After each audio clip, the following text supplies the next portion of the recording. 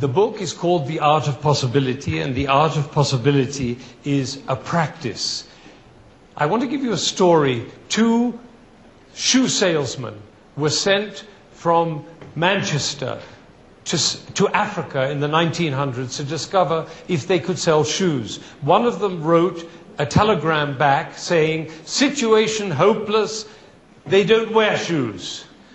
The other one wrote, "Glorious opportunity, they don't have any shoes yet." Now, those two telegrams come from different places. Situation hopeless, they don't wear shoes. That goes along with the whole language. If it's not possible, it can't be done, others are better. It's the place for competition, for success, for failure, for all those things that we measure in what we call the downward spiral. The other statement lives over here. I have to get a red pencil. The other one lives over here. Glorious opportunity, they don't have any shoes yet. And that goes with a different language and also a different body language. Situation hopeless, they don't have any shoes. Glorious opportunity, they don't have any shoes yet. Those two worlds are completely distinct worlds. Now, in this world, possibility lives as luck. We might have it, we might not. Over here, possibility is the norm. Spirituality is the norm. They are totally separate, different worlds. And the shoe salesman, the two of them, have conditions that are identical. The conditions don't matter. What matters is the words that they speak and the expression that they make. My father used to say, there is no such thing as bad weather, only inappropriate clothing. So that is a way of experiencing that in that. There is no recession so great that it precludes possibility, and there is no wealth and power and fame that will protect you from falling into the downward spiral. So it's available for everybody. There's a lot of complaining going on right at the moment during the financial meltdown, as they call it. I want to tell you a little story about my father, who came from Germany in 1937, having lost everything.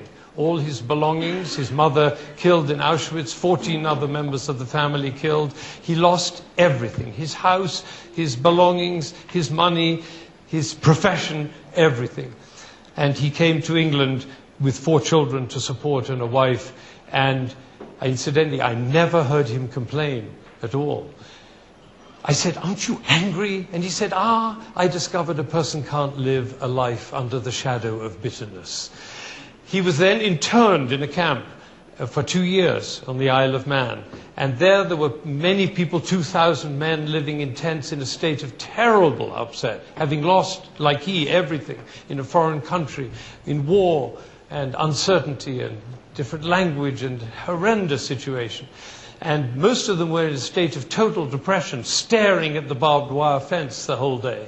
And my father said, "There are a lot of intelligent people here, we should start a university." And they did. And 40 classes met regularly. There were no books, there was no chalk, there was no paper, there was no blackboard.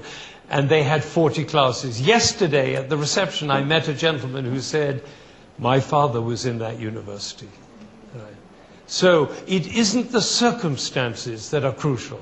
It's what we say about the circumstances that matter. And we can either decide to live here or over there. This is the first morning of the World Economic Forum, and now we know that we can make a choice. And so my invitation is that we make the choice not over here, but over here. We can choose and we can spend the week in that discussion. This is a matter of leadership.